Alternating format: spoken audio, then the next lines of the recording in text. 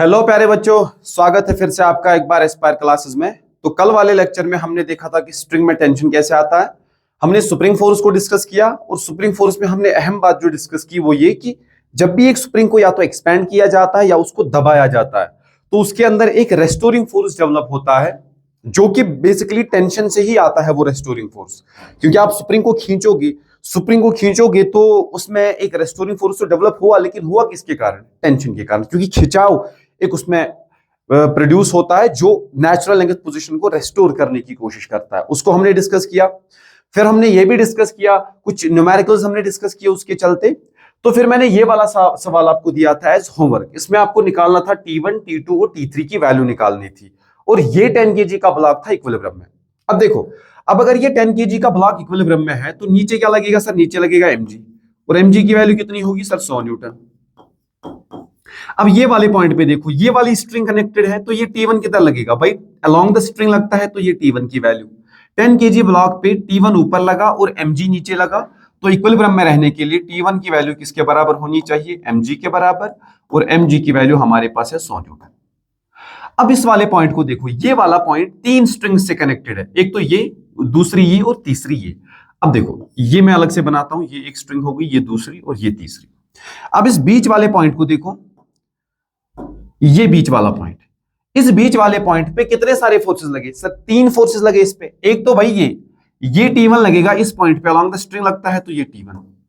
अब ये वाला देखो, ये T3 किधर लगेगा सर? ये लगेगा T3, और ये लगेगा T2 इधर, क्योंकि सारे टेंशन लगते हैं अलोंग द स्ट्रिंग। अब सारा सिस्टम इक्विलिब्रियम में है, अगर 10 kg ब्लॉक इक्विलिब्रियम में है तो ये बीच वाला पॉइंट ये भी तो इक्विलिब्रियम में होगा। इक्विलिब्रियम में रहना दैट मींस इस पे नेट फोर्स होगा जीरो। नेट फोर्स जीरो मतलब एक्स एक्सिस में भी नेट फोर्स जीरो होगा और वाई एक्सिस में भी नेट फोर्स जीरो ही होगा। तो क्या करूं सर? अब मैं या तो लेबनिज थ्योरम लगा सकता हूं ये वाले एंगल नोट करके, लेकिन या तो हम एक काम कर सकते हैं सर, हम एक्स एक्सिस और वाई एक्सिस में नेट फोर्सेस को जीरो कर देंगे। ये हमारी एक्स एक्सिस और ये हमारी वाई एक्सिस। अब देखो, ये एंगल है 135। 135 में से ये कितना हुआ सर? ये हुआ 90। तो ये वाला कितना बचा सर? ये बचा 45 डिग्री। अब देखो सर, T3 के कितने कंपोनेंट कर दे सर? T3 की दो कंपोनेंट हम कर सकते हैं सर। कैसे? ये इसका हो जाएगा T3 sin 45। हाँ सर, ये इसका हो जाएगा T3 cos of 45।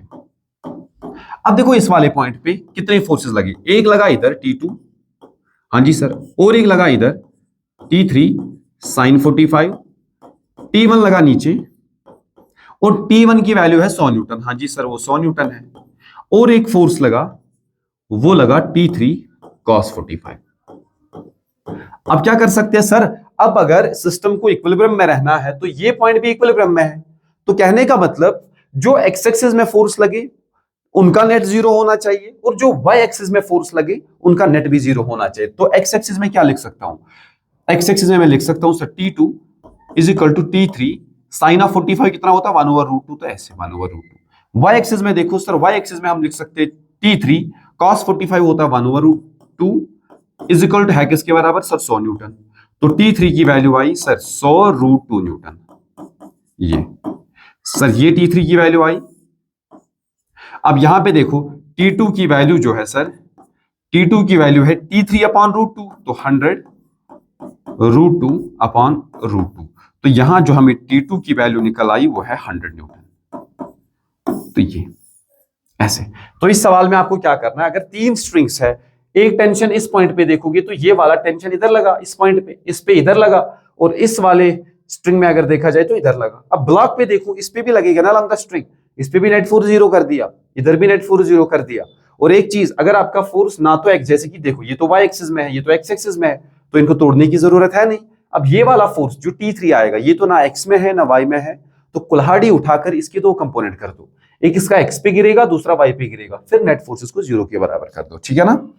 ओके जी। अब ये वाला सवाल बिल्कुल ऐसे ही करना है इसको। अब देखो, find tension in the string. यहां पे भी जो हमारा सिस्टम है, system is in equilibrium, that means block पे नेट फोर्स इज जीरो। अब इसने बोला भाई स्ट्रिंग्स में टेंशन बताओ। अब हमारे पास है कितनी स्ट्रिंग सर? एक स्ट्रिंग, दो स्ट्रिंग, तो एक में T1 मानना चाहिए और दूसरे में T2 मानना चाहिए। अब इस ब्लॉक की बात अगर करोगे तो नीचे लगेगा M1 सर, लगेगा कितना? M into G, मतलब 100 न्यूटन। ये वाले पॉइंट पे देखो, ये वाला टेंशन T1 कितना लगेगा, इधर लगेगा, और ये T2 किधर लगेगा, इधर। अब देखो अभी भी तीन फोर्सेस एक बॉडी को इक्विलिब्रियम में रख सकते हैं, बिल्कुल सर रख सकते हैं। अब क्या करना चाहिए सर, हमें तो आता है, क्या आता है सर, हम T1 के दो कंपोनेंट कर देंगे, ये इसका एक कंपोनेंट, इसका और एक कंपोनेंट इधर गिरेगा। सर अब क्या करूं, अगर ये 53 डिग्री तो ये भी कितना होगा सर, ये भी होगा 53 डिग्री। अब देखो अगर ये 37 तो इसको इधर एक्सटेंड कर देते हैं एक्स एक्सिस को, अगर ये 37 तो ये भी कितना, ये भी सर 37 डिग्री। अब देखो नेट फोर्स होना चाहिए एक्स एक्सिस में भी जीरो और वाई एक्सिस में भी जीरो। सर T1 के लिए क्या करूं, सर T1 के लिए काम कर सकते हैं, इसके दो कंपोनेंट गिरा दो, ये आएगा T1 cos 53 और इसका ये वाला, क्योंकि जिसके साथ एंगल बनता है वो cos होता है और जो बचा वो sin, तो T1 sin 53। In a similar way इस T2 को देखो सर, इधर गिरेगा T2 cos 37 क्योंकि इसके साथ एंगल है। हाँ जी सर, अब ये वाला कंपोनेंट कितना आएगा सर, इसका आएगा ये T2 sin 37। अब देखो एक्स एक्सिस में नेट फोर्सेस जीरो होने चाहिए और वाई एक्सिस में भी नेट फोर्स जीरो होनी चाहिए। बात करते हैं एक्स एक्सिस की। पहले एक्स एक्सिस में क्या लगा सर, इधर लगा T1 cos 53 इज इक्वल, इस साइड क्या लगा सर, इधर लगा T2 cos 37। भाई ये बराबर होनी चाहिए। अब एक ट्रायंगल याद करो, सुंदर सा ट्रायंगल, ये बार बार आपको बचाएगा, ये वाला ट्रायंगल। अगर मैं बेस रखता हूं 4 परपेंडिकुलर 3, तो राइट एंगल ट्रायंगल में ये 5 हो जाएगा। उस केस में ये एंगल हमारा होता है 37 डिग्री, ये है हमारा 90 डिग्री और ये हमारा है 53 डिग्री। अब देखो यहां अगर मैं देखूं सर T1 cos 53, तो cos 53 हमारे लिए बेस बन जाएगी 3, तो 3/5। In similar way T2 cos 37 देखोगे तो 4/5, तो इंप्लाइज जो 3T1 की value I that is 4T2, implies T1 हमारा आएगा 4T2/3। सर ये एक इक्वेशन। अब दूसरा y एक्सिस में भी लिख सकते हैं सर, अलोंग y एक्सिस। अगर y एक्सिस में देख लूं तो y एक्सिस में क्या किया जाएगा सर, y एक्सिस में ऊपर कौन से फोर्सेस लगे, T1 sin 53, तो T1 sin 53 को डायरेक्ट लिख देता हूं 4/5 ट्रायंगल में से, प्लस T2 हाँ सर T2 sin 37 होता है 3/5 उस वाले ट्रायंगल में देख लो, इज इक्वल टू नीचे कितना सर, नीचे है 100 न्यूटन। हाँ जी सर। अब देखो मुझे पता है यहां पे ये 5 और 5 तो ये बन जाएगा 4T1 plus 3T2 is equal to ये बन जाएगा 500 न्यूटन। अब मैं यहां वैल्यू पुट कर सकता हूं, क्या वैल्यू पुट कर सकता हूं सर, मुझे तो पता है T1 की वैल्यू जो है, T1 की वैल्यू कितनी है सर, T1 की वैल्यु है 4T2/3 plus 3T2 is equal to 500। हाँ जी सर, तो ये बन जाएगा 3 3 जार 9, 4 4 जार 16, तो 25 T2 इज इक्वल टू ये 3 इधर जाएगा 3 इंटू 500, तो 25 20, तो T2 की वैल्यू जो आई, T2 की वैल्यू आई 60 न्यूटन। ऐसे यहां पे मैंने क्या कर दिया, मैंने कर दिया 25 इंटू 20, वो 500 आएगा, 20 इंटू 30 तो वो 60 न्यूटन। अब अगर T2 की वैल्यू हमें मिली है तो T1 की वैल्यू निकालना हमारे लिए बड़ी बात नहीं है, तो T1 की वैल्यू आएगी सर, T1 की वैल्यू है 4/3। हाँ जी सर 4/3, और T2 हमारे पास खुद है 60, तो 3 2 जार 6, तो ऐसे T2 is equal to 80 Newton. ऐसे आपको अप्रोच की तरफ ध्यान देना है, अप्रोच की तरफ ध्यान देना है कि मेरे को कैसे समझ में आया कि यहां मैं इन दो टेंशन्स को ब्रेक कर सकता हूं इनटू 2 कंपोनेंट्स, इससे मेरा काम आसान हो गया। भाई T1 का एक कंपोनेंट इधर, T2 का एक कंपोनेंट इधर, वो खुद को बैलेंस करेंगे। अब इस T1 का ये वाला कंपोनेंट और T2 का ये वाला कंपोनेंट किसको बैलेंस करेंगे, इस वेट को बैलेंस करेंगे। Question solve. हाँ जी, अब ये वाला देखो, find contact force between the blocks.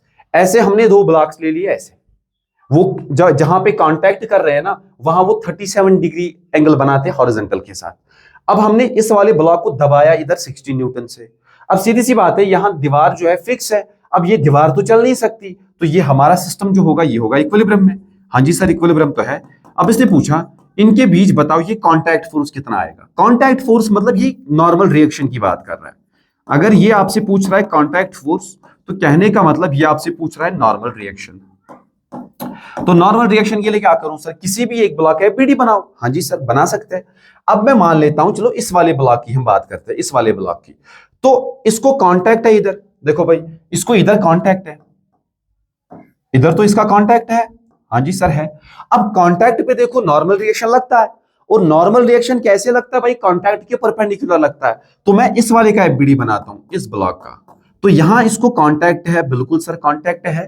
तो नॉर्मल किधर लगता है भाई, कांटेक्ट के परपेंडिकुलर और टुवर्ड्स द बॉडी, तो ये इसका होगा नॉर्मल ये। अब और इसका वेट नीचे लगेगा, जो इसका अपना वेट है वो नीचे लगेगा, लेकिन उसको जो ग्राउंड नॉर्मल रिएक्शन देगा वो उसको बैलेंस कर देगा। तो एक्स एक्सिस में भी नेट फोर्स 0 होना चाहिए, वाई एक्सिस में भी नेट फोर्स 0 होना चाहिए। तो अब क्या करूं सर, अब यहां पे तो मैं दो कंपोनेंट कर ही सकता हूं। देखो भाई अगर ये 37 तो ये भी 37। अब देखो इस नॉर्मल के कितने कंपोनेंट हो जाएंगे, ये हो जाएगा n cos 37 और ये वाला हो जाएगा n sin 37। लेकिन इसका mg भी तो नीचे लगेगा ना, इस ब्लॉक का mg नीचे लगेगा, लेकिन इस कांटेक्ट पे भी एक नॉर्मल लगेगा, उसे बोल n1, उसे बोल n1। तो वर्टिकल में अगर देखूं, वर्टिकल में भी नेट फोर्स 0 होना चाहिए और हॉरिजॉन्टल में भी। मैं टोटल फोर्सेस यहां लिख देता हूं। इस ब्लॉक पे एक लगा था इधर 16 न्यूटन, इस साइड लगा n cos 37, बिल्कुल सर। अब वर्टिकल में क्या क्या लगा सर, वर्टिकल में लगा एक तो n sin 37, बिल्कुल सर, और ये वाला ये जो ग्राउंड ने दे दिया इधर इसको, वो n1 वो भी ऊपर लगा, और नीचे इसके क्या लगा mg, इसका अपना वेट। तो ये वेट इन दो को बराबर करेगा। लेकिन हमसे जो पूछा, हमसे ये n पूछा है, वो तो हमें हॉरिजॉन्टली डायरेक्ट पता चल सकता है ना, हम लिख सकते हैं sir n cos 37 is equal to 16। अब देखो n cos 37 कितना होता है, cos 37 होता है सर 4/5 इज इक्वल टू 16। तो इसको लिख सकता हूं 4 4 16, 5 4 20 न्यूटन। तो 20 न्यूटन उनके बीच जो है नॉर्मल रिएक्शन लगेगा ऐसे। तो इक्विलिब्रियम वाले सवाल में फिर से कह रहा हूं आपको, एक्स एक्सिस में नेट फोर्स, पहले तो एफबीडी बनाओ भाई, एक ब्लॉक का एफबीडी बनाओ, फिर देखो उस पे जितने भी फोर्सेस लग रहे हैं उनको मेंशन करके एक्स एक्सिस में भी नेट फोर्स 0 कर दो, वाई एक्सिस में भी नेट फोर्स 0 कर दो। कभी कभार एक ही डायरेक्शन में नेट फोर्स करने से आपका आंसर आ जाएगा, लेकिन कभी कभार आपको दो डायरेक्शंस में 0 करना होगा फोर्स, तो दो इक्वेशन सॉल्व करके आपको आंसर आ जाएगा। तो यहां मेरा काम बना जस्ट एक्स एक्सिस को देखकर, लेकिन कॉन्सेप्ट को समझने के लिए हमने वाई में भी देख लिया। वाई में क्या करना होगा sir, this n1 from the ground plus n sin theta, जो इस कॉन्टैक्ट फोर्स का एक कंपोनेंट है, उसको बैलेंस करेगा इस ब्लॉक का वेट, है ना। ठीक सर। अब ये वाला find value of f so that block of mass m is at rest. हमसे पूछा है कि ऐसे एक फिक्स इंक्लाइंड है, ये एक इंक्लाइंड सरफेस है और ये फिक्स है। हमसे क्या पूछा, हमसे पूछा सर ये इस f की वैल्यू बताओ सो दैट ये ब्लॉक रेस्ट में रहे। अगर ये ब्लॉक रेस्ट में रहे, देखो ये वाली पुल्ली तो यहां फिक्स हो गई, तो ये फिक्स हो गई, हाँ जी सर। अब ये ब्लॉक भी रेस्ट में, if this block is at rest, तो पूरा सिस्टम क्या भाई, इक्विलिब्रियम में। और यहां जो सरफेस है नीचे, ये भी फिक्स है। अब क्या करें सर, देखो हमने यहां पुल्ली के एक साइड से एक स्ट्रिंग को इधर फोर्स F से खींचा, लेकिन एंगल थीटा पर। अब ये वाली स्ट्रिंग को अगर देखोगे, ये वाली स्ट्रिंग, भाई ये स्ट्रिंग तो सारी मासलेस होती है ना, अनलेस एंड अनटिल मेंशन। तो ये वाली पुल्ली को अगर मैं देखूं, ये वाली स्ट्रिंग जो इसके ऊपर से हमने लपेटी है, भाई इसमें जो टेंशन आएगी, टेंशन तो हर पॉइंट पे सेम होगी। अगर मैं मान लूं ये पुल्ली का ये पॉइंट, तो इधर मान लेते हैं इसके इस साइड लगा टेंशन T। अब ये टेंशन T लगा, तो ये टेंशन T इधर भी वही है, इधर भी वही है, इधर भी वही है, इधर भी वही, इधर भी वही, इधर भी वही, इधर भी वही, इधर भी वही। लेकिन इधर हमने खींचा फोर्स F से। अगर इधर फोर्स F से खींचा, तो ये T बेसिकली है क्या सर, ये है बेसिकली है। बात को फिर से समझ, अगर मैंने इस स्ट्रिंग में टेंशन माना T, तो ये टेंशन हर पॉइंट पे भाई सेम होगा ना। अगर ये टेंशन हर पॉइंट पे सेम है, तो यही टेंशन इस साइड भी होगा, यही टेंशन इस साइड भी होगा। लेकिन इस साइड हमने स्ट्रिंग को किससे खींचा था, फोर्स F से। अब स्ट्रिंग को फोर्स F से खींचा, उसी फोर्स F से तो उसमें टेंशन आई थी, तो यही टेंशन किसके बराबर सर, F के बराबर। हाँ जी सर, समझ आया। अब इसमें और एक बात है, ये वाली स्ट्रिंग कुछ और, ये वाली स्ट्रिंग तो कुछ और है ना। अब देखो इसमें मान लेते हैं स्ट्रिंग T2, इस वाले स्ट्रिंग में टेंशन T2 मान लेते हैं। तो इस पुल्ली पे T2 किधर लगेगा सर, इधर लगेगा। और इस ब्लॉक पे T2 किधर लगेगा, इधर लगेगा। अब याद कर, ये M जो है ना, इस M के M से जो mg आएगा वो इधर नीचे आएगा, उसके दो कंपोनेंट कर। हमारे लिए मतलब का कौन सा है, जो अलोंग द इंक्लाइन लगा, अलोंग द इंक्लाइन जो लगा, वो कौन सा कंपोनेंट होता है सर, वो होता है mg sine of theta. Sir ये तो आपने कल वाले लेक्चर में बताया, वेट के दो कंपोनेंट होते हैं, एक होता है अलोंग द इंक्लाइन, वो mg साइन थीटा, दूसरा होता है परपेंडिकुलर टू इंक्लाइन, ऐसे वो होता है mg cos थीटा। ये वाला हमारा होता है mg cos थीटा। और इस mg cos थीटा को कौन बैलेंस करता है फिर सर? इस mg cos थीटा को फिर नॉर्मल बैलेंस करता है। ये बस थोड़ा समझने के लिए। अब देखो, इस ब्लॉक को अगर रेस्ट में रहना है तो इस डायरेक्शन में भी नेट फोर्स 0 होना चाहिए और इस डायरेक्शन में भी नेट फोर्स 0 होना चाहिए। इस डायरेक्शन में n is equal to mg cos theta आएगा और इस डायरेक्शन में अगर देखोगे mg sin थीटा किसके बराबर आएगा सर? इस डायरेक्शन में आएगा mg sin theta is equal to t2। बिल्कुल सर। लेकिन अब ये t2 आएगा किधर से? इस पुल्ली को देख, ये पुल्ली को देख, इस पुल्ली के इस साइड क्या लगा सर? पुल्ली के इस साइड लगा t2। हाँ जी सर, t2 तो लगा। इस साइड आया t because of this string, क्योंकि टेंशन लगता है अलोंग द स्ट्रिंग, है ना? तो यहां पुल्ली के साथ कांटेक्ट है अलोंग द स्ट्रिंग, इस पुल्ली पे टेंशन किधर लगेगा? इधर, और उसका वैल्यू है f। हाँ जी सर। अब ये देख, इस f का ये वाला कंपोनेंट, f का ये वाला कंपोनेंट कितना हो जाएगा सर? f cos थीटा, क्योंकि हमें तो पुल्ली पे अगर नेट फोर्स 0 करना है भाई, इस डायरेक्शन में भी नेट फोर्स 0 होना चाहिए और इस डायरेक्शन में भी नेट फोर्स 0 होना चाहिए। अब देख, इधर तो f लगा बिकॉज ऑफ दिस स्ट्रिंग। अब ये फोर्स जो है ना, ये फोर्स ऐसे है, इसी से तो टेंशन आया था। इसका ये वाला कंपोनेंट क्या हो जाएगा भाई? f cos थीटा हो जाएगा। मैं मानता हूं उसका और एक कंपोनेंट ये भी है, वो आपके लिए होमवर्क है कि उसको किसने बैलेंस किया। मेरी बात फिर से समझ, ये f का है f cos थीटा और ये है f sin थीटा। तो f sin थीटा को किसने बैलेंस किया होगा वो आपको एज ए होमवर्क है। लेकिन हमारे लिए तो इस डायरेक्शन में भी नेट फोर्स 0 है, तो मैं लिख सकता हूं सर इधर लगा t2। हाँ जी सर, t2 तो लगा, तो ये t2 किसके बराबर आएगा फिर? f cos theta. हाँ जी सर, प्लस इधर क्या लगा सर? इधर लगा f। अब देख, हमें पता है sir mg sin theta is equal to t2 itself, वो t2 के बराबर है, तो इसको लिख सकता हूं f into 1 plus cos theta. तो हमारे पास जो f की वैल्यू निकल आई है that is mg sin theta upon 1 plus cos of theta. तो ये इसका आंसर है। So this is the force required ताकि ये ब्लॉक जो है ये इक्विलिब्रियम में रहे, है ना? अब इसको फर्दर सिंपलीफाई किया जाता है, ये याद करके देखो भाई, sin 2 थीटा का फार्मूला क्या होता है? 2i sin theta cos of theta. बिल्कुल सर। लेकिन अब अगर मुझे साइन ऑफ थीटा चाहिए, देखो भाई यहां डबल एंगल तो यहां सिंगल एंगल। अब अगर यहां थीटा है तो यहां आएगा 2i sin theta by 2 cos theta by 2। ऐसे इसको सिंपलीफाई किया जाता है। कभी कभार ऑप्शन वो ये नहीं देते, थोड़ा सिंपलीफाइड देते हैं, इसलिए ये बता रहा हूं। अब नीचे देख cos थीटा, हमें तो पता है ना सर cos ऑफ 2 थीटा का भी एक फार्मूला होता है। क्या होता है sir? 2i cos square theta minus 1। अब देख, ये डबल एंगल तो यहां सिंगल एंगल। अब अगर मैं यहां लिखूं cos ऑफ थीटा तो यहां पे भी लिख सकता हूं 2i cos स्क्वायर, लेकिन इस यहां एंगल हाफ हो जाएगा, यहां थीटा था तो थीटा बाई 2 माइनस 1। अब ये वैल्यूज जो है ना ये मैं पुट कर देता हूं सर। कैसे? यहां मैं लिख सकता हूं f को is equal to mg sin theta को लिख सकता हूं 2i sin theta cos 2i sin theta by 2 cos theta by 2, जैसे कि यहां लिख दिया था ये वाला, अपॉन 1 प्लस, अब इस cos थीटा को लिख सकता हूं sir 2i cos square theta by 2 minus 1। देखो ये 1 और ये 1 कैंसल, तो फिर 2 और 2 कैंसल, तो f की वैल्यू क्या आई?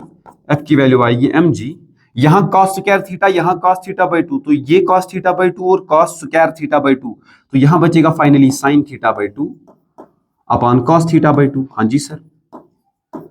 तो यहां पे लिख सकता हूं f is equal to mg। देखो sin बाई cos क्या होता है सर? tan होता है, लेकिन अभी एंगल हमारा है आधा, तो थीटा बाई 2 ऐसे। देखो हमारे लिए जो सवाल है ना भाई वो यहां तक है।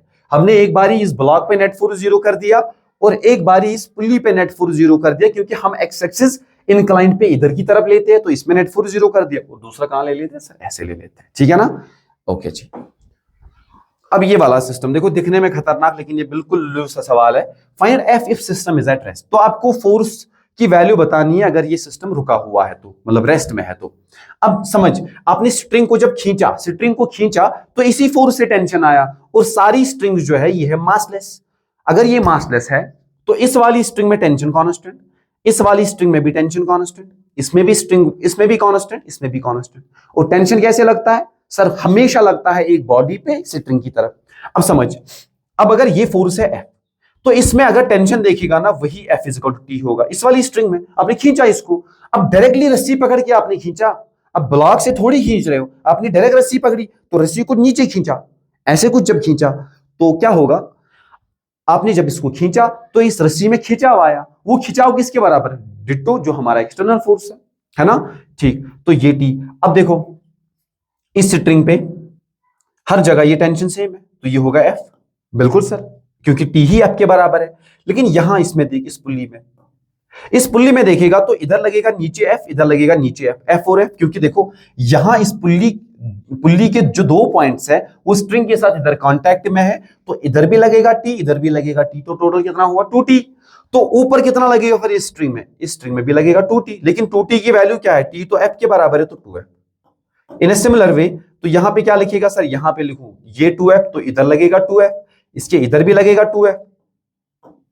अगर इधर लगा 2f, इधर भी लगा 2f, तो इस वाली स्ट्रिंग में कितना ऊपर लगेगा सर 4f। अब इस स्ट्रिंग में टेंशन जो है कांस्टेंट है, इस वाली स्ट्रिंग में जो टेंशन है वो कांस्टेंट है। देख यहां 2f लगा था, तो ये 2f इधर भी लगेगा। अब ये वाली में देख, ये वाली स्ट्रिंग में भी तो टेंशन कांस्टेंट है ना। अब इसमें टेंशन है कितना 4f, तो इधर भी कितना लगेगा 4f, इधर भी कितना लगेगा 4f, तो 4f इधर लगा, हाँ जी सर, तो इधर भी कितना लगेगा सर, इधर भी लगेगा 4f। अब इधर 4f लगा, इस वाले में 4f, इस वाले में 4f, तो ऊपर कितना लगेगा, इस वाले में लगेगा 8f। अगर इसमें 8f, तो इधर भी कितना लगेगा सर, इधर भी लगेगा 8f, इधर भी लगेगा इसमें 8f, तो इधर ऊपर भी लगेगा 8f, हाँ जी सर। अब देख इसमें 8f, इसमें 8f, तो इधर कितना लगेगा, इधर लगेगा 16f, तो इस सीलिंग पे भी कितना लगा होगा 16f। ऐसे टेंशन को डिस्ट्रीब्यूट करना होता है। अब हमारा जो इंटरेस्ट ऑफ ब्लॉक है, हमारा जो ब्लॉक ऑफ इंटरेस्ट है वो ये है, ये वाला ब्लॉक। तो इस पे टोटल फोर्सेस कितने लगे सर नीचे तो लगा इसके mg, क्योंकि 10 किलो का है तो 100 न्यूटन। अब और देख, एक तो ये f लगा, हाँ जी सर f तो लगा, और क्या लगा, और लगा ये 2f, हाँ जी सर 2f भी लगा, और लगा ये 4f, हाँ जी सर 4f भी लगा, और लास्ट में ये वाला 8f। तो अब देख, अब अगर इस ब्लॉक को इक्विलिब्रियम में रहना है, मतलब इस पे नेट फोर्स 0 करना होगा, तो वर्टिकल में क्या लगा 8 4 12 12 2, फिर से देख 8 4 12 2 14 1 15, तो 15f is equal to 100 newton. Sir force की जो वैल्यू आई वो आई 100/15। तो कहने का मतलब f की वैल्यू आएगी 5 2 10, 5 3 15, तो फोर्स की वैल्यू आएगी देखो 6.67 न्यूटन। अब देखो इससे मैं आपको कुछ चीज समझाना चाहता हूं। देखो अगर हमें इस ब्लॉक को डायरेक्ट होल्ड करना होगा, मैं चाहता हूं कि मैं इसको डायरेक्टली होल्ड करूं, मैं इसको डायरेक्टली होल्ड करना चाहता हूं, डायरेक्टली होल्ड। तो ऐसे ये लटक रहा है ये ब्लॉक,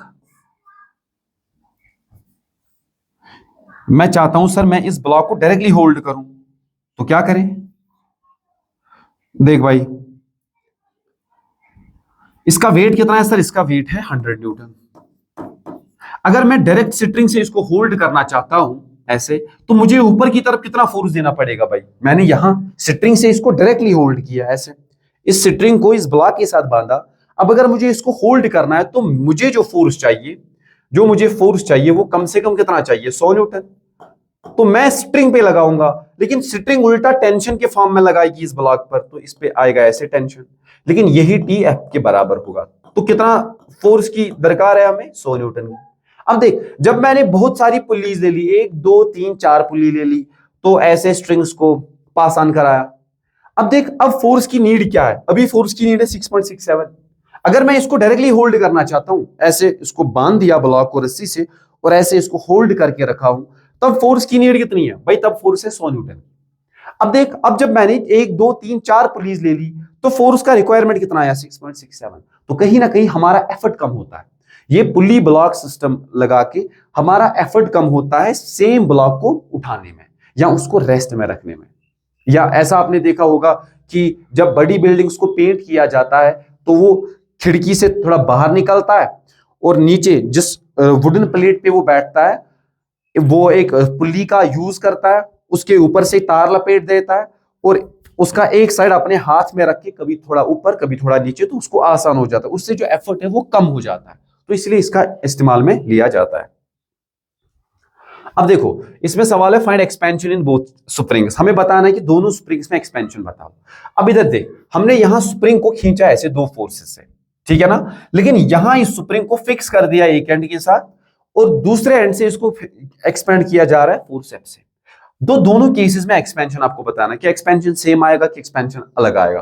थोड़ा सोचो और उसके बाद देखो कि जब मैं इसका आंसर निकालता हूं आपका आंसर और मेरा आंसर मैच हो रहा है कि नहीं हो रहा है। देखो जी अगर स्प्रिंग में टेंशन आता है, अगर स्प्रिंग में स्प्रिंग फोर्स आता है, स्प्रिंग फोर्स आता किससे है? Spring force arise because of tension. ये याद रहे, स्प्रिंग फोर्स आता है बिकॉज ऑफ टेंशन। ऐसा क्यों सर? ऐसा इसीलिए भाई, जब इस स्प्रिंग को, इस वाली स्प्रिंग को देख, आपने यहां खींचना शुरू किया तो खिंचाव किसमें आया भाई? स्ट्रिंग में खिंचाव आया ना। वो खिंचाव इधर भी हमें फील होगा, इधर भी हमें फील होगा, बीच वाले किसी भी पॉइंट पे भी हमें फील होगा, मतलब हर एक पॉइंट पे हमें वो खिंचाव फील होगा। तो खिंचाव होता क्या भाई? खिंचाव तो टेंशन होता है। अब स्ट्रिंग जो हम पढ़ चुके हैं, उसको जब आप खींचते हो ना, वो एक्सपैंड नहीं हो सकती, तो उसमें इंस्टेंटेनियसली खिंचाव आता है।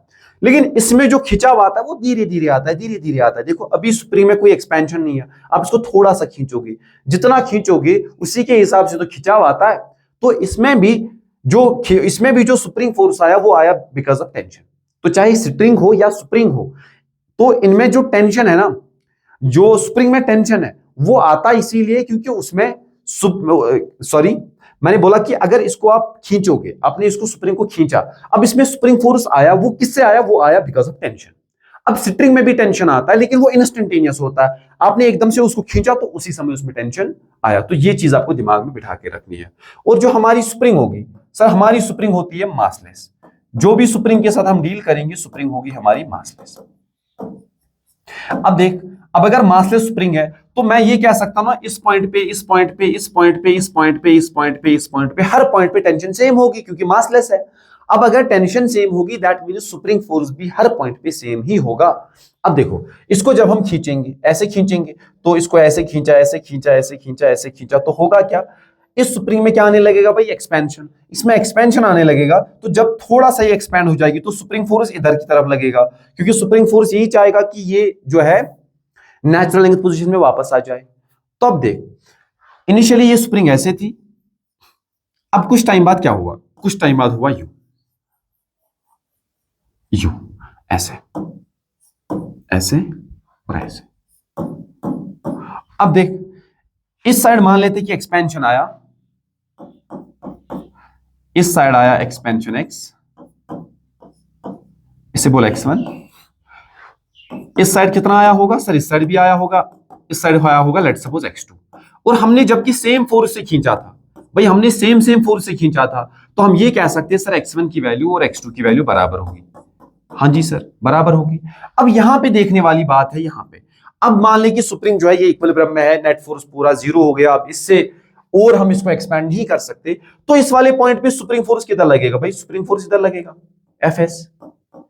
अब इस वाले पॉइंट पे देख, स्प्रिंग फोर्स किधर लगेगा? स्प्रिंग फोर्स इधर लगेगा। अब मुझे बताओ, यहां स्प्रिंग फोर्स आपके हिसाब से कितना होना चाहिए भाई? यहां स्प्रिंग फोर्स जो होता है ना, वो तो मुझे पता है सर, वो Fs जो है ना, वो कैपिटल F के बराबर है, ये तो मैं मानता हूं। इधर भी अगर देखा जाए सर, यहां भी देखा जाए, स्प्रिंग फोर्स किसके बराबर है? Fs के बराबर। अब बात को समझ, अगर ये फोर्स जो है ना, ये फोर्स F है, ये फोर्स F है, अगर मैं यहां स्प्रिंग फोर्स मानू Fs1, यहां मानो Fs2, लेकिन वो दोनों किसके बराबर हो जाएंगे? कैपिटल F के बराबर। तो इसे हमें समझ में आया कि स्प्रिंग में जो स्प्रिंग फोर्स है वो हर जगह सेम रहता है। अब यहां पे एक मसला है सर, हमें पता है स्प्रिंग फोर्स का जो मैग्नीट्यूड होता है वो होता है K × X, where K is spring constant. अब यहां पे स्प्रिंग फोर्स क्या ले लूं? Fs को क्या लिखूं? Kx1। और यहां पे क्या? Kx2? नहीं, ये बड़ी गलती है, ऐसा आपको नहीं करना है। स्प्रिंग फोर्स में ये x जो होता है, x होता है टोटल एक्सपेंशन और कंप्रेशन। ये होता है या तो टोटल एक्सपेंशन या तो टोटल कंप्रेशन और टोटल कंप्रेशन, ये बात। तो सर क्या करें फिर? तो इसमें जो स्प्रिंग फोर्स आया होगा, स्प्रिंग फोर्स आया होगा K x1 प्लस x2, यही बराबर होगा इस कैपिटल F के। तो ये चीज आपको दिमाग में बिठा के रखनी है। अगर इस x1 प्लस x2 को बोलूं x, अगर x1 प्लस x2 को x बोलूं, तो इंप्लाइज फिर ये एक्सपेंशन कितना आया होगा? ऐसा एक्सपेंशन हो गया F/K। ये तो इस वाले पॉइंट पे भी टोटल रेस्टोरिंग फोर्स लगेगा। कितना लगेगा सर? Kx1 नहीं लगेगा, Kx1 प्लस x2, ये x2 और ये x1। तो टोटल एक्सपेंशन जो है ना, वही आपको लिखना होगा व्हाइल राइटिंग स्प्रिंग फोर्स। ऐसा नहीं सर इस साइड इतना एक्सपेंशन हुआ, इस साइड इतना एक्सपेंशन हुआ, तो इस साइड कुछ और, इस साइड कुछ और, क्योंकि पूरी स्प्रिंग में जो स्प्रिंग फोर्स है वो कांस्टेंट रहता है और स्प्रिंग हमेशा पहचानती है कि इसमें कितना टोटल एक्सपेंशन और टोटल कंप्रेशन आया है, ठीक है ना। अब इस वाले केस में भी देख इसी एनालॉजी से, तो इस स्प्रिंग को जब एक्सपेंड किया जाएगा सर होगा क्या, ये स्प्रिंग एक्सपेंड होते होते होते होते होते यहां तक पहुंच गई। अब देख इस वाले पॉइंट पे अगर देखूं सर स्प्रिंग फोर्स किधर आया होगा, सर स्प्रिंग फोर्स आया होगा इधर, सर स्प्रिंग फोर्स आया इधर, है ना। अब देख इसमें एक्सपेंशन आया, लेट्स सपोज दिस, इसे बोल एक्स डैश, तो फिर यहां पे लिख सकता हूं ना नेट फोर्स यहां 0 हुआ, तो बाहर से कितना लगाया था सर, बाहर से हमने लगाया था सर, बाहर से लगाया था। अब वो किसके बराबर है सर, स्प्रिंग फोर्स के। सर ये भी तो पता है स्प्रिंग फोर्स होता है के इंटू एक्स, तो एक्स की वैल्यू क्या आई, एक्स डैश, तो एक्स डैश की वैल्यू क्या आई सर, एक्स डैश की वैल्यू आई एफ अपॉन की, ऐसे। अब देख एक्स डैश की वैल्यू है एफ अपॉन की, यहां पे भी क्या आया एफ अपॉन की, तो यहां हमें समझ में आया कि दोनों स्प्रिंग्स में एक्सपेंशन जो है वो सेम आएगा, तो दोनों स्प्रिंग्स में सेम एक्सपेंशन आएगा। अगर आप एक स्प्रिंग को बांध देते हो, यहां इसको फिक्स कर देते हो और दूसरे स्प्रिंग को खुला छोड़ते हो और दोनों साइड से सेम फोर्स से खींचते हो, और दूसरी स्प्रिंग में मैंने क्या किया, यहां इसको फिक्स कर दिया और सेम फोर्स से इधर खींचा, दोनों में एक्सपेंशन सेम आएगा। ये डाउट अपने दिमाग से आप निकाल दो कि एक्सपेंशन अलग अलग आएगा, भाई एक्सपेंशन बराबर आता है, क्योंकि जब इस वाली स्प्रिंग को खींचा तो किस फोर्स से खींचा, एफ से, तो इसमें रेस्टोरिंग फोर्स कितना आएगा, भाई रेस्टोरिंग फोर्स आएगा बराबर इसी के, एफ इज इक्वल टू के एक्स। इस साइड से भी देखो तो बराबर के एक्स आएगा, हर पॉइंट पे सेम लगेगा, चाहे आप दो एंड से फोर्स लगाओ या एक एंड को फिक्स करो और दूसरे एंड से फोर्स लगाओ। अब ऐसा मत बोलना सर हम इस स्प्रिंग को खुला छोड़ेंगे ऐसे ही, एक साइड से फोर्स नहीं लगाएंगे और दूसरे साइड से खींचेंगे। भाई एक्सपेंशन स्प्रिंग में तब आता है जब या तो एक एंड फिक्स हो और दूसरे एंड से आप इसको खींचो, या ऐसा हो सकता है कि दोनों एंड से उसको ऐसे अपोजिट में खींचो या ऐसे दबा दो, तब जाके कंप्रेशन या एक्सपेंशन आता है। ये मत बोलना कभी सर ये स्प्रिंग है तो दोनों एंड से ये ऐसे लूज है, अब मैं इसको यहां से खींचूंगा फोर्स से तो इसमें एक्सपेंशन आएगा, नो दिस इज नॉट, तो वो सीधा चलने लगेगी, है ना।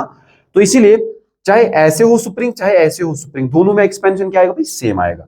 अब ये देख इस वाले पॉइंट पे जब आप इसको एक्सपेंड करोगे इधर, तो रेस्टोरिंग फोर्स इसके इधर लगा, इस वाले पे, इस वाले एंड पे किधर लगा होगा, ये भी लगा होगा इधर, क्योंकि स्प्रिंग फोर्स यही चाहता है कि रेस्टोरिंग फोर्स जो है वो किसी भी तरह करके रेस्टोर हो जाए। तो इस वाले पॉइंट पे जब देखा तो इधर भी स्प्रिंग फोर्स तो इधर भी स्प्रिंग फोर्स। अब इस वाली स्प्रिंग को देख, इस वाली स्प्रिंग को, इधर लगा एफ एस, इधर लगा एफ एस, ये स्प्रिंग थी ना लूज, जब ये लूज थी तो इसके इधर क्या लगा एफ एस, इधर क्या लगा सर, इधर लगा एफ एस, जब इसको एक्सपेंड किया तो। अब इस केस में देख, इसमें भी तो इधर एफ एस लगा सर, इधर एफ एस लगा, इधर एफ एस लगा, तो क्या डिफरेंस है फिर दोनों में, कुछ डिफरेंस नहीं है। फर्क ये है कि इसका ये वाला पॉइंट मूव कर रहा है और इसका ये वाला पॉइंट मूव नहीं कर रहा, तो ये चीज आपको दिमाग में रखनी है। और इसके साथ साथ जो स्प्रिंग है, स्प्रिंग फोर्स है, वो आता किससे, वो आता है टेंशन से, और ये स्प्रिंग्स हमारी मासलेस होती है तो इसमें हर जगह जो है टेंशन सेम होगी। अगर टेंशन सेम है तो स्प्रिंग फोर्स हर पॉइंट पे सेम ही होगा। अब यहां देखो, a block of mass 4 kg is suspended through two light spring balances A and B, then A and B will read respectively। तो ऐसे हमने दो स्प्रिंग बैलेंसेस ले ली भाई, जिससे वेट वगैरह मेजर किया जाता है, तो हमने उनको ऐसे कनेक्ट करा, हाँ जी सर, और यहां 4 kg ब्लॉक से लटकाया, तो हमसे पूछा बता भाई इसकी रीडिंग क्या होगी, ये कितना मेजर कर दे, ये कितना मेजर करेगा और ये कितना मेजर करेगा। अब समझने वाली बात फिर से है सर, यहां इसके लगा 40 न्यूटन, हाँ जी सर। अब अगर ये स्ट्रिंग है मासलेस, ये स्ट्रिंग है मासलेस, तो इसमें टेंशन कितना आया होगा भाई, इसमें भी आया होगा 40। अब देख अगर ये 40 तो ये वाली स्ट्रिंग इसके साथ कनेक्ट है तो इसके नीचे भी कितना लगा होगा 40। अब ये 40 देखो भाई, अब जब इक्विलिब्रियम आया होगा फाइनली, तो ये टेंशन जो है ना, ये टेंशन हर एक स्ट्रिंग में सेम होगा, स्ट्रिंग में भी सेम होगा और स्प्रिंग में भी सेम होगा, क्योंकि ये स्प्रिंग भी हमारी मासलेस है। भाई अगर टेंशन यहां डेवलप हुआ 40 न्यूटन, बिल्कुल सर, अब ये स्प्रिंग में क्या आएगा, इसमें भी एक्सपेंशन आएगा, इसमें भी एक्सपेंशन आएगा। अब एक्सपेंशन आया, जब इक्विलिब्रियम आएगा तो मुझे बता ये 40 न्यूटन जो है, ये 40 न्यूटन इसमें भी सेम आएगा, इसमें भी सेम आएगा। तो इस वाली स्प्रिंग में अगर, इस वाली स्प्रिंग में अगर देखो टेंशन कितना आया होगा सर, टेंशन आया होगा 40 न्यूटन, इसमें भी कितना आया होगा सर, इसमें भी आया होगा 40 न्यूटन।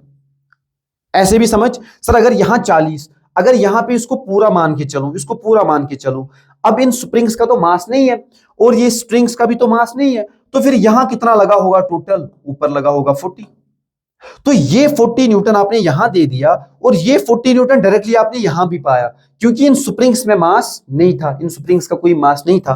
तो कहने का मतलब अगर यहां 40 न्यूटन तो इधर भी 40 न्यूटन, इधर भी 40 न्यूटन, इधर भी 40 न्यूटन, इधर भी 40 न्यूटन। तो इस स्प्रिंग में टेंशन कितना, 40 न्यूटन, इसमें भी कितना, 40 न्यूटन। तो इन दोनों में स्प्रिंग फोर्स क्या होगा भाई, स्प्रिंग फोर्स तो सेम होगा ना। तो इन दोनों में स्प्रिंग फोर्स होगा सेम, दोनों स्प्रिंग्स में स्प्रिंग फोर्स होगा सेम, और होगा कितना, 40 न्यूटन। अब 40 न्यूटन से कितनी रीडिंग आएगी भाई, देखो अगर हमें 4 केजी चाहिए, अगर हमें 4 केजी की रीडिंग चाहिए, तो रीडिंग किस में मिलती है भाई, टेंशन में मिलती है। फिर तो हम उस स्प्रिंग बैलेंस में एडजस्ट करते हैं, ये जो जी मल्टीप्लिकेशन हुआ है 10, इसको हम कैलिब्रेशन करके रखते हैं कि फिर हमारी फाइनल रीडिंग मास में ही आती है। कहने का मतलब देखो भाई, अगर 4 केजी के नीचे लगा 40 न्यूटन, अब मुझे मास में रीडिंग चाहिए, तो 40 को डिवाइड बाय 10 किया जाता है तो कितना आया, 4, तो 4 हमारी रीडिंग होती है, ये समझना है आपको। अब देख इसमें 4 केजी को अगर मेजर करना है, तो अगर हमारी स्प्रिंग बैलेंस में 40 न्यूटन की रीडिंग आई तो उसने कितना मेजर किया है, 4 केजी। अब इस वाली स्प्रिंग बैलेंस में भी अगर रीडिंग कितनी आई, 40 न्यूटन की, तो ये भी कितना मेजर करके देगा, 4। तो दोनों में तो टेंशन सेम है ना, इसमें भी 40, इसमें भी 40, तो दोनों क्या मेजर करेंगे भाई, दोनों 4 किलो और 4 किलो मेजर करेंगे। इसमें बच्चे को क्या कंफ्यूजन आता है, बच्चे को कंफ्यूजन आता है शायद सर ये 4 किलो तो शायद ये 2 और ये 2। भाई इसमें तब 2 किलो आता अगर इसमें टेंशन 20 न्यूटन आता, इसमें भी रीडिंग तब 2 किलो की आती अगर इसमें टेंशन 20 न्यूटन का आता, लेकिन टेंशन तो बराबर है ना। ठीक बात। अब बात करते हैं लीनियर मोमेंटम की। लीनियर मोमेंटम से क्या समझते हैं, मैं आपको एक एग्जांपल देता हूं, एक एग्जांपल देता हूं। ये है एक आदमी, ये दौड़ रहा है, ये दौड़ रहा है 10 मीटर पर सेकंड से, ये है मान लेते हैं 50 किलो का, और यहां हमारा है एक ट्रक, ट्रक भी चल रहा है 10 मीटर पर सेकंड से, लेकिन इसका मास जो है वो है 1000 किलो। मैं चाहता हूं मैं दोनों को एक दीवार से रोक दूं, तो यहां सामने मैंने दीवार रख दी ऐसे, तो ये दीवार है, तो ये मैंने वाल रख दिया इधर एक। अब देखो भाई, जब ये आदमी इसे टकराएगा तो फाइनली ये रुक जाएगा, तो आदमी की फाइनल वेलोसिटी क्या हो जाएगी, टकराने के बाद इसकी वेलोसिटी हो जाएगी फाइनल 0। अब देखो जब ट्रक इससे टकराएगा तो मुझे बताओ इसकी भी फाइनल रफ्तार क्या हो जाएगी, फाइनल रफ्तार इसकी भी 0 हो जाएगी। लेकिन थोड़ा दिमाग से सोचो, किसको रोकना आसान हो जाएगा, इस दीवार को, क्या इस आदमी को रोकना आसान हो जाएगा कि इस ट्रक को। अच्छे से समझ, हमने एक दीवार रख दिया ऐसे, और इसकी भी रफ्तार थी, इस आदमी की भी 10 मीटर पर सेकंड, और इस ट्रक की भी रफ्तार थी 10 मीटर पर सेकंड। अब अगर इस ट्रक को रोकना पड़ेगा, भाई ये तो इस दीवार को तोड़ भी सकता है ना। देखो होता क्या असल में, जब ये ट्रक इसे टकराएगा तो इस पे नॉर्मल रिएक्शन किधर लगेगा, इस पे नॉर्मल रिएक्शन लगेगा ऐसे पीछे की तरफ, भाई ट्रक पे नॉर्मल रिएक्शन लगेगा पीछे की तरफ। अब इस आदमी पे भी किधर लगा भाई, इधर लगा, इधर लगा। अब समझ, ये नॉर्मल रिएक्शन जो है ना, नॉर्मल रिएक्शन हमेशा पियर्स में होता है, याद करो मैंने बोला कि ये नॉर्मल रिएक्शन हमेशा पियर्स में होता है। तो इस ट्रक पे तो लगा नॉर्मल रिएक्शन दीवार के कारण, लेकिन दीवार पे भी तो लगा ना। अब देख, इस ट्रक को रोकने के लिए अगर ज्यादा फोर्स चाहिए, भाई सीधी सी बात है, इस ट्रक को रोकने के लिए बहुत ज्यादा फोर्स चाहिए, जबकि दोनों की वेलोसिटी क्या थी भाई, दोनों की वेलोसिटी थी सेम। फिर अलग क्या था भाई, अलग था मास, भाई इनका मास अलग था, जबकि रफ्तार सेम थी, मास अलग। तो किसको रोकना मुश्किल हो गया, इस ट्रक को रोकना मुश्किल हो गया। तो कहीं ना कहीं हमें समझ आया, सर अगर एक बॉडी का मास बहुत ज्यादा है तो उसके अंदर जो कंटेंट ऑफ मोशन होता है, अमाउंट ऑफ मोशन आप ऐसा कह सकते हो, वो बहुत ज्यादा है और उसको रोकना भी मुश्किल हो जाता है। अब देखिए, इस ट्रक को रोकने के लिए नॉर्मल इधर दे दिया दीवार ने, लेकिन दीवार पे भी तो किधर लगा भाई, दीवार पे भी तो पीछे की तरफ लगा। अब देख, अब अगर इस दीवार ने बहुत ज्यादा फोर्स लगाया ट्रक पर, तो ट्रक ने भी तो उतना ही लगाया ना, तो इससे ये दीवार है ये टूट जाता है। अब समझ, इस आदमी को रोकने के लिए, भाई इस आदमी को रोकने के लिए ज्यादा तो फोर्स नहीं लगाना पड़ा इस दीवार को, तो कम ही फोर्स लगाना पड़ा, तो आदमी रुक गया। अगर आदमी रुका तो इस पे नॉर्मल इधर लगा, लेट्स कॉल इट N2, और आदमी पे बोल N1।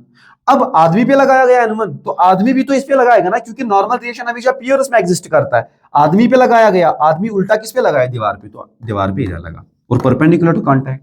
लेकिन इस नॉर्मल से तबाही नहीं होगी, ये दीवार टूट नहीं सकती, लेकिन इस ट्रक से दीवार टूट सकती है। तो इससे क्या समझ में आया हमें कि एक बॉडी को कितना फोर्स लगता है उसको रोकने में, वो इस पे डिपेंड करता है कि मास कितना ज्यादा है। अभी तो वेलोसिटी हमने सेम कर दी, अब मैं दूसरा केस आपको देता हूं, सेकंड केस। सेकंड केस में दोनों हम लेंगे ट्रक, दोनों ट्रक ही है, दोनों ट्रक। तो ये 1000 किलो, ये ट्रक भी 1000 किलो, ये ट्रक भी है 1000 किलो। अभी इसकी रफ्तार है 10 मीटर पर सेकंड और इस वाले की है 1000 मीटर पर सेकंड। अब समझ, फिर से मैंने दीवार रख दी ऐसे। अब किसको रोकना आसान है भाई? सीधी सी बात है, भले ही कि अभी मास सेम हो, लेकिन इसको रोकना उतना आसान नहीं है, क्योंकि इसमें जो ऐसा मान सकते हो आप, क्वालिटेटिवली ऐसा मान सकते हो कि इसमें बहुत ज्यादा मोशन है in comparison to this truck, जबकि मास है सेम 1000 किलो और 1000 किलो, लेकिन इसकी रफ्तार है 1000 और इसकी रफ्तार है 10। इस वाले केस में देख, इस वाले में रफ्तार सेम थी और मास इसका ज्यादा था, तो हमने बोला इसके पास जैसे क्वांटिटी ऑफ मोशन, इसके पास बहुत ज्यादा मोशन है इन कंपैरिजन टू दिस। इस वाले केस में देख भाई, इसको रोकना मुश्किल हो जाएगा, ये तो दीवार ही तोड़ देगा, क्या पता ये दीवार ना तोड़ दे। तो ऐसा हम कह सकते हैं कि अमाउंट ऑफ मोशन, ऐसा ये क्वालिटेटिवली ऐसे बोला जाता है। ये मत बोलना कि सर ये सच में अमाउंट कुछ होता है, ट्रक के अंदर कुछ ऐसा रखा होता है। तो ऐसा हम मानते हैं कि ये क्वालिटेटिवली जो क्या है, ये है amount of motion contained in a body, contained in a body. तो अगर हमें ये लीनियर मोमेंटम जो है, लीनियर मोमेंटम होता क्या है? लीनियर मोमेंटम ही यही होता है कि amount of motion contained in the body. एक बॉडी के अंदर मोशन की मात्रा, उसकी क्वांटिटी कितनी है, उसे हम कहते हैं उसका लीनियर मोमेंटम। लीनियर मोमेंटम जो है, इसको पी से हम डिनोट करते हैं।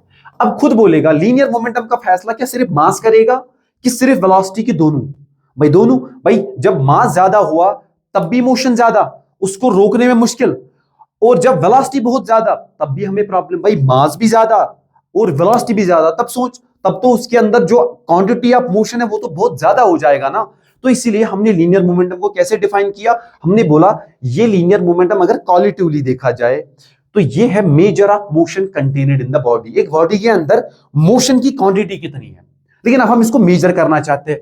अगर मुझे इसका मेजरमेंट चाहिए, मैं चाहता हूं भाई मैं इसको मेजर करूं, तो खुद बताएगा सर मेजरमेंट में दो चीजें आनी चाहिए भाई। मोमेंटम जो है ये तब ज्यादा जब मास ज्यादा, और ये तब ज्यादा जब वेलोसिटी ज्यादा। ऐसे लीनियर मोमेंटम को लिखा जाता है, product of mass into velocity. ऐसा क्यों सर? अगर एक बॉडी का मास बहुत ज्यादा हुआ तो उसका मोमेंटम भी बहुत ज्यादा होगा। क्यों? क्योंकि मोमेंटम होता है amount of motion contained in the body. एक बॉडी के अंदर मोशन है कितना, उसको दो वेरिएबल से हम मेजर करेंगे, एक तो मास, एक वेलोसिटी। तो ये मैंने बोला अगर मास ज्यादा तब अमाउंट ऑफ मोशन ज्यादा, अमाउंट ऑफ मोशन का और एक नाम है लीनियर मोमेंटम। अब जब वेलोसिटी ज्यादा, सर वेलोसिटी ज्यादा that means amount of motion बहुत ज्यादा, दैट मींस लीनियर मोमेंटम ज्यादा। Are you getting it? Okay. अब देखो, अब अगर मैंने नोटिस किया ऐसा, सर एक बॉडी के साथ क्या होता है, एक बॉडी का इनिशियल मोमेंटम था mv इनिशियल, तो फाइनली हमने पाया उसके अंदर कोई मोमेंटम है ही नहीं। जैसे ये ट्रक आया था तो इनिशियली अगर मैं यहां पे देखूं सर, ट्रक का इनिशियल मोमेंटम है कितना, आप लिखोगे मास इनटू वेलोसिटी, तो ये आएगा 10⁻⁴। यूनिट क्या आएगा? केजी मीटर पर सेकंड। अब देख फाइनल मोमेंटम क्या है सर? फाइनल मोमेंटम तो है ही नहीं कुछ, तो ये मोमेंटम गया किधर? भाई मोमेंटम था तो मोशन तो था, तो मोशन को तोड़ा गया। एक बॉडी के अंदर मोशन तो था लेकिन उस मोशन को तोड़ा गया। भाई तोड़ा किसने? भाई यहां तो फोर्स लगा था ना। आपको समझ नहीं आई मेरी बात? भाई इसके पास तो मोमेंटम था, जब ये ट्रक टकराया इस दीवार से तब मोमेंटम कहां गया? भाई मोमेंटम तोड़ गया, क्योंकि ये ट्रक जो है ये रुक गया। तो ये मोमेंटम को कौन चेंज कर सकता है? यहां से हमें समझ आया भाई इसको चेंज करने वाली चीज ये है, ये नॉर्मल रिएक्शन जो ट्रक पे इधर लगा था, इधर ये ट्रक पे इधर नॉर्मल रिएक्शन जो लगा था, इसी ने इसका मोमेंटम जो है जीरो कर दिया। Are you getting it? अब इस आदमी वाले केस में भी देख, इसका मोमेंटम भी था। सर इस आदमी का मोमेंटम कितना था? इसका था मास इनटू, तो ये 500 केजी मीटर पर सेकेंड। अब इस वाले केस में देख, जब ये आदमी टकराया तो फाइनली ये रुक गया, तो फाइनल मोमेंटम कितना होगा? जीरो। तो मोमेंटम को अगर किसी ने चेंज किया, अभी हम कह सकते हैं कि मोमेंटम कुछ था फिर जीरो हुआ, तो किसने जीरो किया इसको? भाई फोर्स ने जीरो किया। तो इन जनरल हम ऐसा कह सकते हैं सर, अगर किसी बॉडी का मोमेंटम बढ़ता है तो बढ़ा भी सकता है फोर्स, अगर किसी बॉडी का मोमेंटम घटता है तो घटा भी सकता है फोर्स, है ना। तो हम ये कह सकते हैं मोमेंटम अगर चेंज हुआ, मोमेंटम को चेंज कौन करता है? इस लीनियर मोमेंटम को momentum is changed by force. Momentum is changed by force. तो फोर्स से ही मोमेंटम चेंज होता है। कहने का मतलब अगर इनिशियली मोमेंटम था P initial, after some time P initial बढ़ा, तो भाई फिर उसका मोमेंटम बढ़ा है, तो सीधी सी बात है उसको कहां खींचा गया होगा, जहां वो चल रही थी।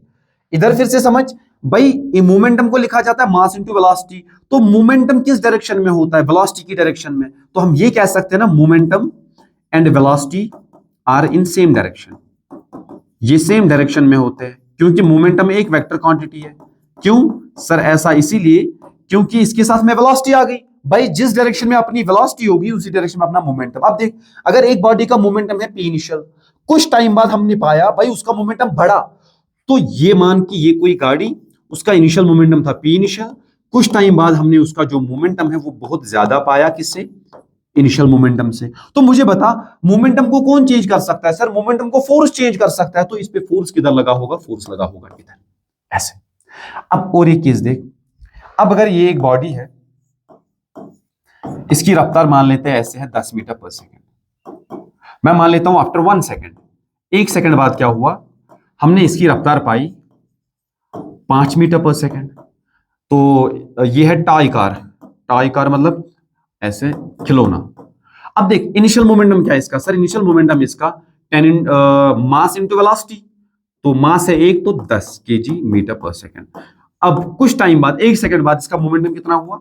इसका मोमेंटम हुआ फाइनल 5 केजी मीटर पर सेकेंड। अब देख इसका मोमेंटम जो है वो घटा है। अगर मोमेंटम घटा है सर तो क्या करें? तो इस पे फोर्स कहां लगा होगा? बॉडी पे फोर्स लगा होगा मोशन के अपोजिट में फोर्स लगा होगा। और अगर यही वेलोसिटी 10 से 20 हो जाती तो हम कहते सर फोर्स इधर लगा था। अब तीसरा केस देख, थर्ड केस देख,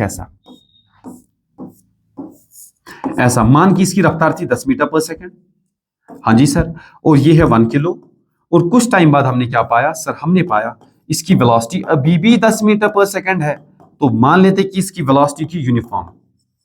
ये मत बोलना सर इनिशियल वेलोसिटी और फाइनल वेलोसिटी बराबर है, तो इसीलिए ऐसा मान सकते हैं कि वेलोसिटी इसकी यूनिफॉर्म थी, थ्रू आउट मोशन इसकी वेलोसिटी चेंज नहीं हुई।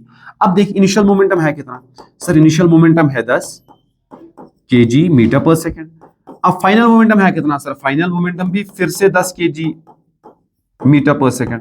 तो मोमेंटम चेंज हुआ क्या? नहीं भाई, मोमेंटम को चेंज कौन करता है? फोर्स चेंज करता है। भाई अगर मोमेंटम बढ़ा तो फोर्स उधर ही लगा है जिस डायरेक्शन में बॉडी जा रही थी। अब अगर मोमेंटम घटा तो फोर्स उसके अपोजिट में लगा है, मोमेंटम के अपोजिट में लगा है। अब अगर मोमेंटम कांस्टेंट है, वो कभी भी चेंज नहीं हुआ ड्यूरिंग द मोशन, तो फिर मुझे बता फोर्स लगा है क्या? तो फोर्स नहीं लगा है। तो हम ये कहेंगे सर जो फोर्स लगा है नेट फोर्स है ही नहीं, तो नेट फोर्स है 0। तो ये हमने मोमेंटम पे कुछ बातें की, और मोमेंटम को हमने कैसे समझा? सर मोमेंटम होता है बेसिकली मेजरमेंट, एक बॉडी के अंदर कितना मोशन कंटेन्ड है, या ऐसे कह सकते हैं कि सर एक बॉडी के पास कितना मोशन है, उसी को कहा गया क्वालिटेटिवली लीनियर मोमेंटम। अब लीनियर मोमेंटम तब ज्यादा होता है जब मास ज्यादा हो और वेलोसिटी ज्यादा हो, और लीनियर मोमेंटम को मेजर किया जाता है m into V, where v is velocity. तो मोमेंटम को डायरेक्शन कौन देता है? जिस डायरेक्शन में बॉडी चल रही है उसी डायरेक्शन में उसकी वेलोसिटी है, उसी डायरेक्शन में उसका मोमेंटम है। और अगर मोमेंटम बढ़ा तो फोर्स लगा, मोमेंटम घटा तब भी फोर्स लगा। अगर momentum through out the motion change नहीं हुआ तब उस पर कोई फोर्स नहीं लगा। और मोमेंटम एक वेक्टर क्वांटिटी है, तो मोमेंटम का चेंज होना यही फोर्स को जन्म देता है। तो कल हम शुरू करते हैं Newton second law of motion. तो ये कहानी चलेगी कैसे? सर मोमेंटम के चेंज से ही, कितना मोमेंटम में चेंज आया डिवाइडेड बाय कितने टाइम में चेंज आया, वही आपको फोर्स का मेजरमेंट देता है। और वो हम पढ़ेंगे Newton second law of motion कल वाले लेक्चर में। आज के लेक्चर को करते हैं and. Thank you very much.